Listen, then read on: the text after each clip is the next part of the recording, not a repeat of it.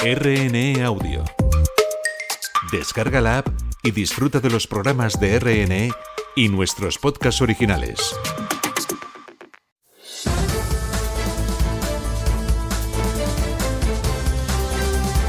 Tablero Global. El análisis y las claves de la actualidad del mundo con Marta Solano, en Radio Exterior de España. Bienvenidos, ¿qué tal están? A este nuevo espacio en el que cada semana les proponemos comprender, reflexionar, dar las claves de lo que pasa en el mundo.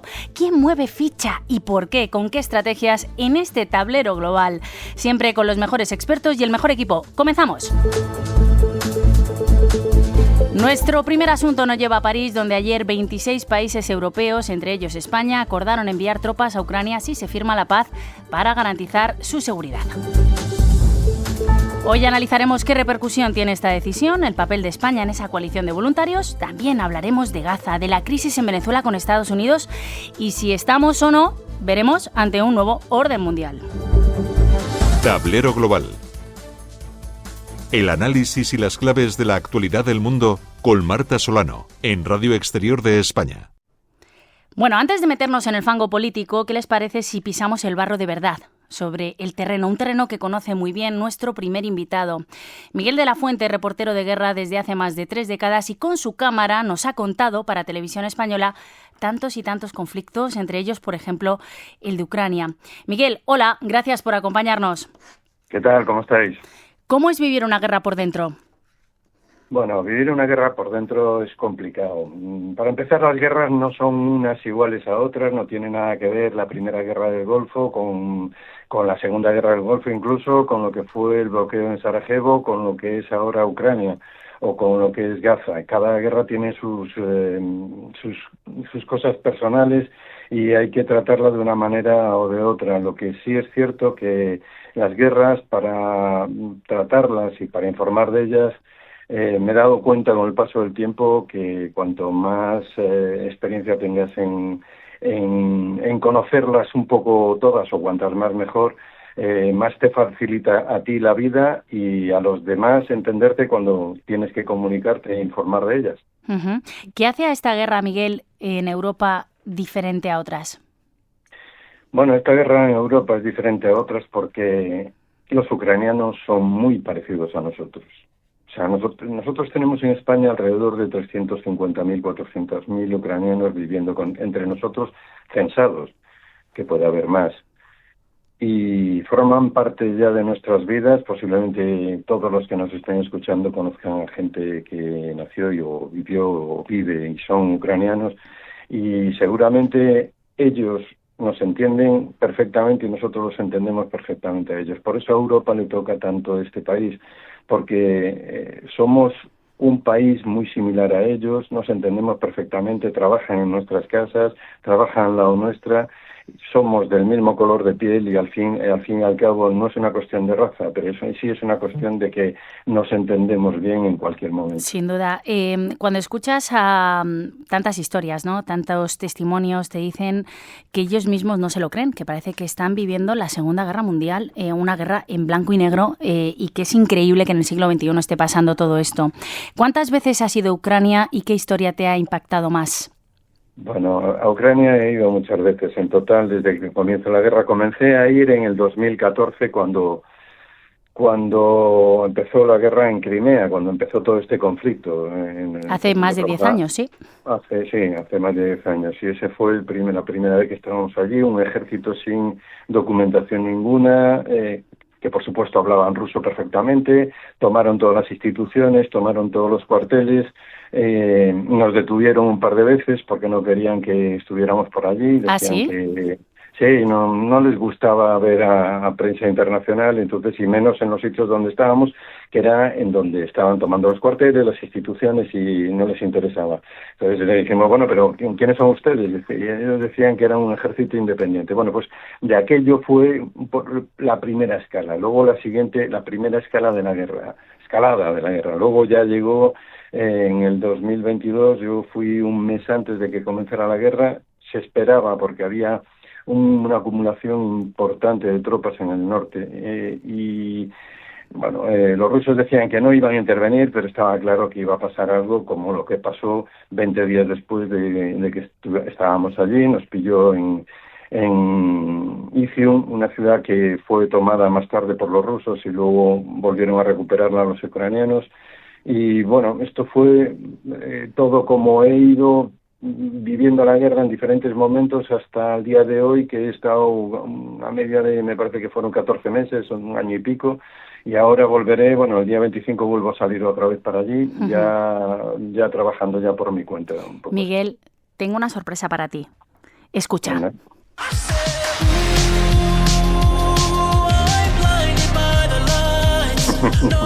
¿Qué piensas cuando escuchas esta canción, Blinding Lights? Qué bonita, ¿no? Un clásico. Sí, me acaba de poner un poco la piel de gallina porque es una canción que utilizaba yo casi siempre cuando lo estaba pasando mal a la vuelta al llegar al hotel, y la ponía en el baño cuando me pegaba la ducha, que eran en momentos, pues yo, o sea, he trabajado en momentos de mucho calor y en momentos de mucho frío, que genera a muchos kilómetros, porque normalmente te mueves con coche, te vas a 100 kilómetros, te estás en el frente y luego tienes que volver otros 100 kilómetros para atrás, donde tienes el hotel y donde te pegas una ducha si puedes, y es debajo de la ducha donde te empiezas a relajar un poco cuando vuelves, que vienes sudado, no has podido sacarte la ropa, todavía tienes ganas, y me ponía esta música que era un poco liberación de todo lo que había vivido en ese día, y siempre ayudaba psicológicamente, por lo menos a mí me convertía en una persona nueva después de estar un rato bajo el agua escuchando estos Miguel, temas. pues esa canción hoy dedicada a ti y a todos los periodistas, reporteros de guerra, reporteros gráficos, que os la jugáis en las guerras. Gracias, Miguel de la Fuente, Premio Cirilo para corresponsales y enviados especiales. Gracias, compañero. Muchas gracias a vosotros.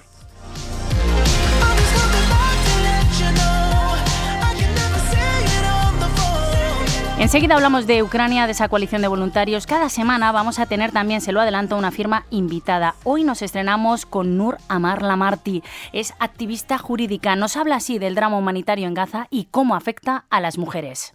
Hablar de Palestina es hablar también de sus mujeres, de las que crían bajo los bombardeos en Gaza, de las que dan a luz en hospitales destruidos, de las que estudian en sótanos iluminados con velas. En cada imagen de ruinas hay una mujer recogiendo pedazos de vida. En cada funeral hay una madre que no baja la mirada. En cada marcha hay una joven que alza la bandera aunque la apunten con drones. Las mujeres palestinas no son solo víctimas, son memoria, resistencia y futuro. Son las que sostienen la vida cuando todo está diseñado para destruirla, las que transforman el dolor en organización, las que convierten la ausencia en relato, las que enseñan a sus hijas que incluso sitiada, la dignidad no se negocia.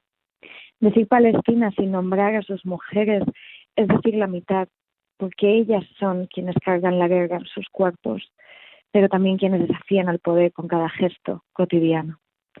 En un mundo que las quiere reducidas al silencio, las mujeres palestinas son la voz que insiste en existir. Y esa voz, aunque quieran callarla, ya se ha vuelto eterna e imposible de borrar. Tablero Global. El análisis y las claves de la actualidad del mundo con Marta Solano en Radio Exterior de España.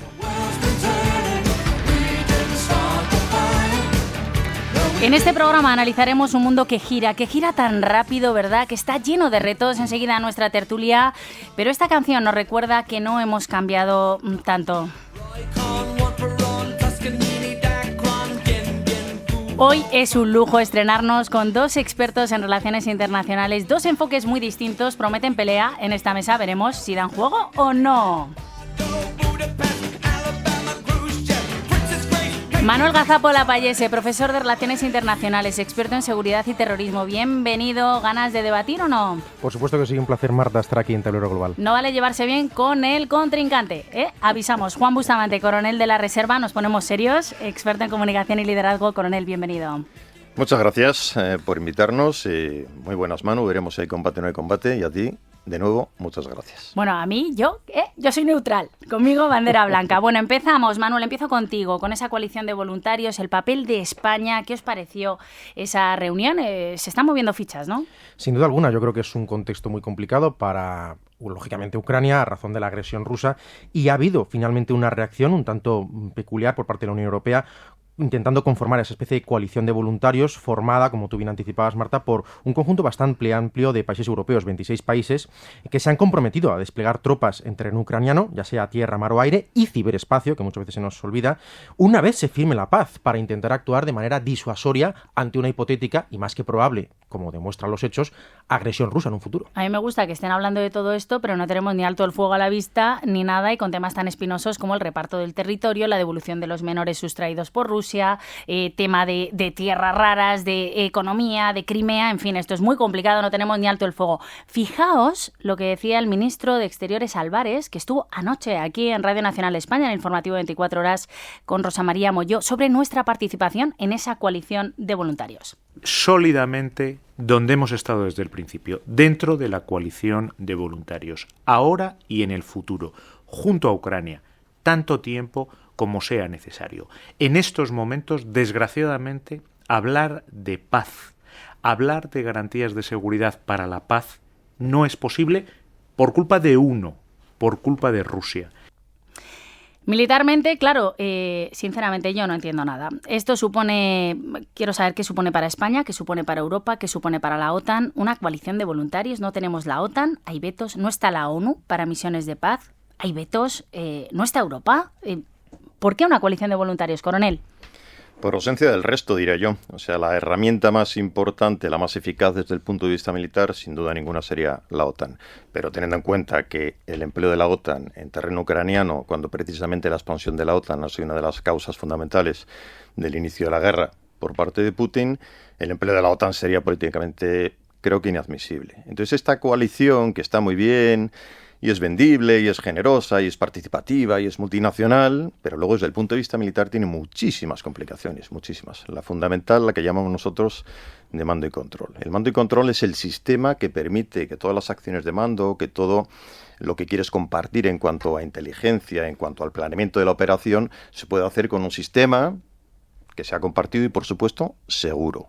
Y eso no lo tiene la coalición, esta coalición de voluntarios. Entonces, de momento, pues no me extraña lo que dice el ministro Álvarez. Un poco ya veremos, un poco un paso adelante, pero más bien tímido, porque hacer una coalición ex novo para intervenir en Ucrania, fenomenal. La gran pregunta de casi todos los problemas es ¿para qué? Cuando tengas claro para qué, luego vamos viendo. Sí, pero no es fácil, efectivamente. Y claro, también se ha hablado, Ucrania no pertenece a la OTAN, parte de este conflicto viene por ese interés de Ucrania de pertenecer a la OTAN, que Rusia dice que de ninguna manera. Se podría activar, han dicho, ese artículo 5, si agreden a un miembro de la OTAN, el resto responde, incluso con Ucrania. Es que esto es un puzzle muy difícil de entender, sin ser de la OTAN, pero esto tampoco vale. Correcto, y esa es una de las cuestiones que está insuflando más incertidumbre a nivel legal, de derecho nacional, derecho internacional, como tú bien señalabas, Marta, y tiene mucho que ver también con lo que apuntaba el coronel, la logística, la interoperabilidad de los ejércitos europeos y también cómo se va a ajustar el terreno legal en caso de una agresión, que como hemos visto, este frente de guerra que va avanzando y va retrocediendo también, hay ese enfrentamiento, esa lucha entre ucranianos y agresores, en este caso los rusos, pues puede llevar en un futuro más o menos cercano, si esto se lleva a cabo, que en ese despliegue de la coalición de voluntarios, pues que un español, un francés, un alemán o alguno de esos socios que compartan los 26 países sea dañado por un dron, por un tiro. Por lo tanto, ese escenario es un escenario absolutamente desconocido.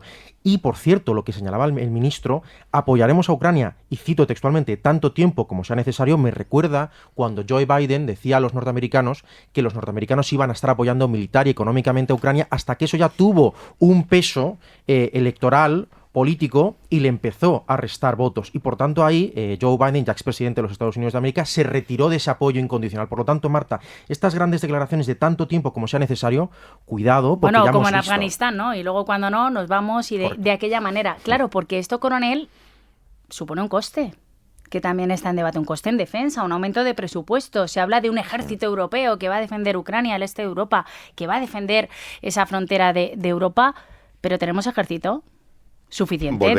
Volvía a la pregunta retórica que me he hecho antes. ¿Para qué? Si tú lo que quieres es, supongamos, una hipótesis, formación del ejército ucraniano, apoyo en inteligencia, apoyo en logística, apoyo transporte dentro de la logística. Eso es lo que estamos haciendo ya. Bueno, pero se podría hacer mucho más con los 26 hipotéticamente, ¿no? Si tú defines la misión y tienes claro para qué funciona esta coalición, lo que yo veo militarmente es que hacer una coalición de voluntarios nueva para hacer una imposición de la paz, para hacer un mantenimiento de la paz más metido en el terreno, sería muy complicado, porque colaborar entre países, las coaliciones internacionales son muy complicadas. Aquí todos hemos trabajado en ambientes internacionales y muchos de los oyentes también. Y lo de colaborar en inteligencia y compartir datos tampoco gusta, ¿eh? Tampoco gusta, y de hecho, incluso en la OTAN no todo se comparte. Siempre tienen esa parte que le llaman los 5 ojos, los Five Eyes, que tienen una parte específica para ellos. Los centros de seguridad nacionales comparten parte sí, parte no. La información es uno de los 4 instrumentos del poder clásicos: la diplomacia, la información, la parte militar y la economía. Y la información, lógicamente, pues los países la dan con cucharadas. Estamos viendo, compañeros de mesa, la mitad del tablero. Nos falta la otra mitad. Y en la otra mitad, las fichas también se mueven. Lo han hecho esta semana en Beijing, en ese desfile de la victoria. Hemos visto a Xi acogiendo, haciendo de anfitrión y demostrando un poderío de fuerza también militar con Putin, con Kim Jong-un, el líder norcoreano. Le hemos visto también, atención a esto, con Modi, que son enemigos, China e India, con Modi. El sur global se está rearmando.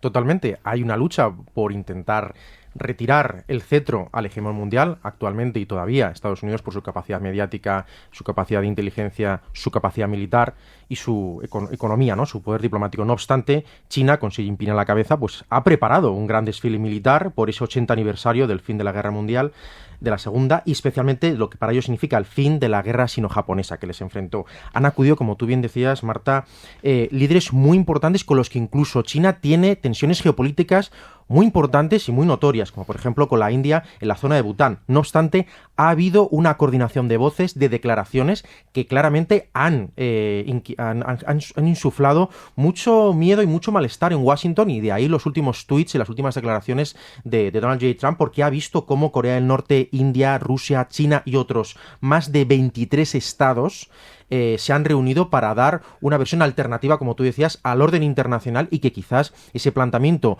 con el Consejo de Seguridad de Naciones Unidas ya no encaja en el siglo XXI, al menos desde su punto de vista, y que lo que está claro es que ninguno de ellos comparte la retórica, la narrativa y la estrategia de Donald Trump. Yo estoy viendo, sinceramente, el tablero y veo dos bloques muy desequilibrados. El bloque occidental dividido, con Trump cuestionando a sus aliados tradicionales y a la OTAN. El bloque, vamos a llamar, del sur global o más hacia Oriente, con una Rusia que se está rearmando y que solo Rusia ya tiene más ejército que toda Europa. Y a esto le añadimos, coronel, lo que está pasando Venezuela-Estados Unidos, que es un polvorín con esa narcolancha, esa lucha contra el narcotráfico en aguas del Caribe, que no sabemos hasta dónde nos va a llevar. Yo no lo veo como un polvorín, fíjate. Así como estoy de acuerdo en la parte de Pekín y del sur global, que lógicamente a partir del MAGA de Trump, a partir de su paso atrás en cuanto a la OTAN, pues se crea un hueco. Eso es como la teoría esa del electrón libre, ¿no? Cuando hay un hueco, ¡pum!, lo ocupa otro. Si la OTAN da un paso atrás y se ve un poco de resquebrajamiento, pues Pekín, aprovechando este 80 aniversario y la Segunda Guerra Mundial, hace una gran reunión y pega un golpazo psicológico importante, que yo creo que en realidad tampoco tiene mucho fondo. Es parecido a la coalición de voluntarios. O sea, ¿qué ha salido de esa reunión? Imagen. Correcto. Es lo único que ha salido.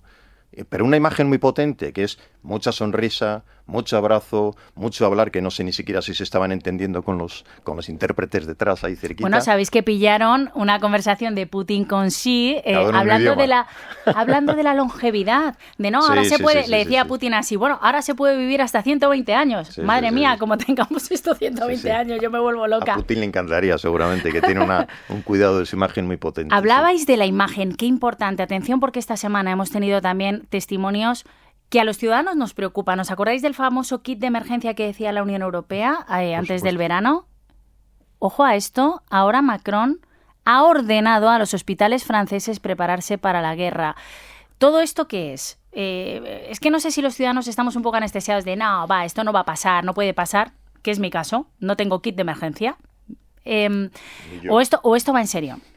Yo creo que estamos en una etapa donde hay un cambio de paradigma. Por desgracia, todo lo que se había construido, especialmente con la Unión Europea, como mecanismo de resolución de conflictos a través de unas vías pacíficas o de diálogo, se ha deshecho por esa agresión que comienza en 2014 por parte de Putin a la cabeza de Moscú, invadiendo la península de Crimea. Y continúa ahora, 2023, 24 y 25, ¿no?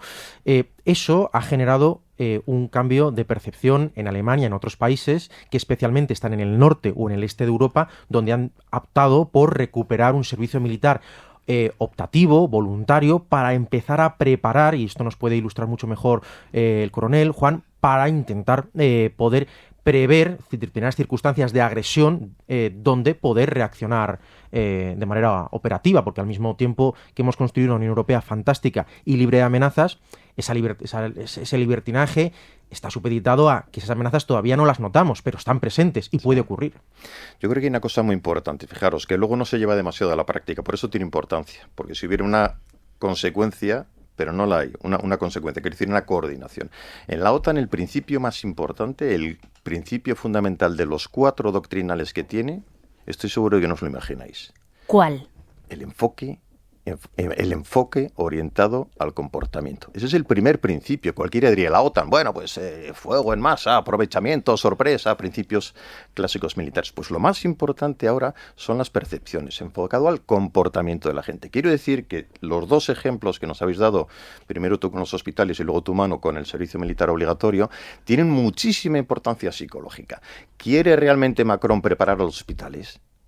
Eso, como dirían ellos mismos, yo creo que es una putada. Yo creo que lo que quiere Macron, y eso está claro, es liderar el bloque europeo, porque le estamos viendo haciendo esas declaraciones. Él mismo ha confirmado, ya somos 26 en la coalición, está con Starmer también haciendo todo el tema de los movimientos. Por ejemplo, cuando pasó en la Casa Blanca lo de Zelensky, ¿no? O sea, está queriendo ser un poco el mariscal de Europa.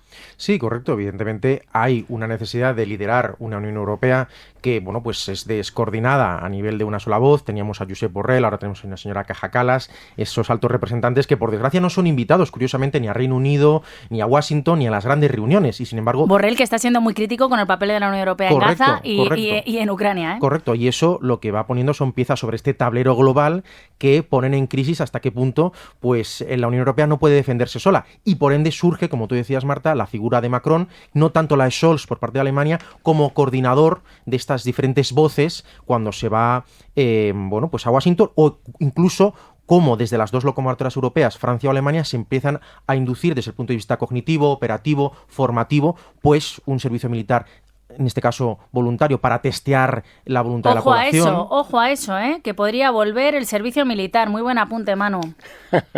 Hay mucha gente que tiene buen recuerdo de la mili, pero yo te digo, la gente de mi generación no ha hecho la mili. Entonces... Y tú seguro que menos todavía, probablemente. Yo no la he hecho. Es una opción que en España no es barajable. Me parece, repito, que es uno de esos globos sondas que lo que pretenden es que la población perciba, que las percepciones son muy importantes, que hay una amenaza, que esto va en serio. O sea, aquí todo surge de la nueva política americana. Cuando estamos hablando en este programa de tablero global, esa es la pieza clave. Cuando Trump se centra en MAGA, America First, y nuevamente un paso atrás en cuanto a la OTAN, se crea un vacío muy grande. ¿Sabes qué pasa? Que por eso Europa está nuevamente acelerando con estas propuestas, con la política común y de seguridad y defensa, pero todo es para cubrir algo por lo que Europa, lleva luchando mucho tiempo y nunca se define. El ejército europeo, me han preguntado 1.000.000 de veces, ¿cómo es? Nunca se ha definido, pero porque nunca se ha querido, porque siempre ha estado el gran hermano americano. Esto va a ser como la pandemia. La pandemia y nos tuvimos que poner las pilas, pues cuando, ojalá no, pero cuando sea necesario, imagino que en ese momento nos tendremos que activar sin contar con el gran hermano americano, porque él juega su propia partida, aquí no está. En esta partida global no hemos comentado una pieza que es clave, que es Israel. Una de las mayores potencias militares, sin duda, del mundo. Pocos países pueden poner tantos cazas en el aire, creo que eran 200, al mismo tiempo como Israel. Bomba atómica, etcétera, etcétera. El papel de Estados Unidos en Gaza. Trump ha dicho esta semana, ha ofrecido dinero a los gazatíes para que se vayan. Él sigue con la idea de ese resort. Vamos a ver, la inacción de Europa en Gaza, ¿por qué es? ¿Por qué es? ¿Para no llevarnos bien con entrar en conflicto con Estados Unidos? ¿O porque a lo mejor la necesitamos en un futuro enfrentamiento en bloques? Yo diría, ahora que me miras, y yo creo que es la tercera vez que lo digo en el programa, ¿Para qué? Es que esa cuestión es fundamental. Europa está inactiva en Gaza. ¿Para qué podría estar activa? Estamos hablando de cuestiones diplomáticas, sí que lo está haciendo. De cuestiones económicas, arrastrando los pies. De cuestiones militares, ni lo hace ni lo va a hacer. Porque ni tiene potencia, ni tiene artefactos, ni tiene clara una política común, porque somos 27 y no todos los países piensan lo mismo, y los Estados-nación siguen siendo los principales actores internacionales, con lo cual, ¿qué va a hacer Europa? Pues somos una coalición de países bien avenidos, con una historia más o menos común, con unos intereses más o menos parecidos, pero tenemos también Hungría, tenemos Eslovaquia, no estamos tan unidos. Uh-huh. Bueno, evidentemente toda esta circunstancia que emana de este conflicto tan brutal y ya un conflicto anquilosado, enquistado en el tiempo, genera también posicionamientos políticos a nivel de política exterior y también a nivel ciudadano muy difíciles de combinar o de poner en diálogo, posiciones ya diametralmente opuestas. Yo creo que eso también ocurre en la propia Unión Europea. Hay quien quiere mantener la relación con Israel, otros no quieren molestar a Estados Unidos, no sabemos si es la cola que mueve al perro o el perro que mueve la cola. En cualquier caso, pues se genera una circunstancia muy complicada. Con todo y con eso no creo que sea excusa para reconocer la barbaridad humanitaria que está ocurriendo allí, que yo califico como genocidio, a riesgo de que me equivoque, y más allá de eso, que a nivel operativo, lo que buscaba Netanyahu con la reorganización geopolítica o estratégica de esa región, no sé hasta qué punto eso verdaderamente tiene garantías desde el punto de vista militar o estratégico de garantizar o de insuflar más garantías, más redundancias securitarias para su Estado, para los israelíes, dejando ya al margen a los gazatíes que parece que aquí ni cuentan, ni importan, ni interesan a nadie. Es decir, focalizando, Marta, Juan, la visión en los propios israelíes, ¿esto tiene algún interés? ¿Esto tiene un juego de suma cero o tiene un juego de suma positiva? Es que ya llego a pensarlo y soy muy incrédulo con esto. No Yo sé la verdad os digo una cosa y ya estamos en los minutos finales, lo dejo para otro programa, es una reflexión en el aire, ¿no? Hablamos de la inacción de Europa y la inacción también de los países, árabes, de gran parte de los países árabes. Bueno, ha habido condena. Ha habido condena, pero tampoco nadie se mete ahí. Irán, cuando se ha metido, ha recibido también el ataque.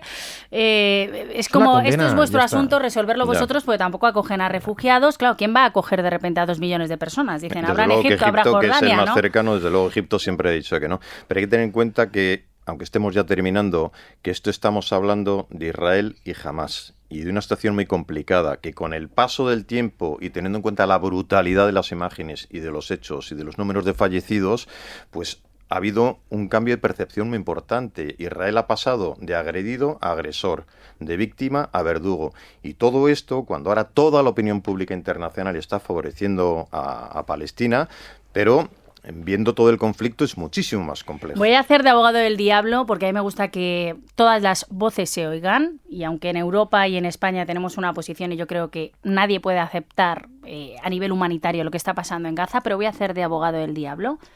Hay muchos países, y Hamás lo ha dicho en muchas ocasiones, que quiere que Israel desaparezca. Israel habla siempre de su derecho a defenderse.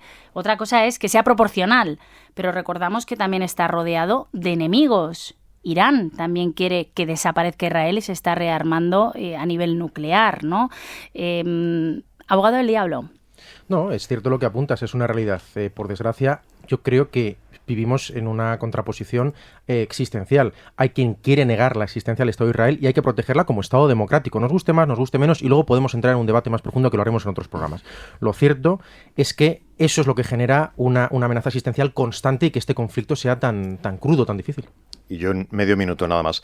Aparte de la cuestión doctrinal de que algunos pretendan la desaparición del Estado de Israel, aquí hay una cosa muy clara. Esto empezó el 7 de octubre con 1.500 o 1.400 víctimas y eso fue brutal también. Y sigue habiendo rehenes también, por eso no nos olvidemos, sin comparar, sin entrar en proporcionalidades, sin nada, todas las voces también en este programa. Antes de despedirnos, os pido un libro, una película, un artículo que nos sirva para entender mejor este mundo, este tablero en el que vivimos. Manu, rápidamente. Personalmente creo que se pueden, más que libros, invitaría a los compañeros, a los oyentes, a visitar la web del Instituto Español de Estudios Estratégicos, porque van a ver siempre artículos recientes, frescos, de actualidad internacional que se pueden leer rápido y que les van a permitir aquí, en Tablero Global, prepararse y conocer cuáles los próximos pasos de la actualidad internacional. Y hay artículos extraordinarios. Nosotros lo consultamos, que conste. Pues que consulten también en los que quieran de los radioyentes un artículo de Félix Arteaga del Real Instituto del Cano referido al conflicto de Gaza, centrándolo en el análisis y la importancia de los daños colaterales como un elemento más en la planificación. Son 3 folios totalmente claros y muy interesantes. Y necesarios. Manuel Gazapala Vallese, profesor de Relaciones Internacionales. Gracias, compañero, por venir. Un placer. Coronel Juan Bustamante, repetiremos. Muchísimas gracias a los dos. Hasta aquí el programa de esta semana. Reciban un saludo de quien les habla, también de Sonia García a los mandos técnicos, de Juan Carlos López en la producción. Sean felices hasta la semana que viene, donde les contaremos cómo se mueven las fichas en el tablero global.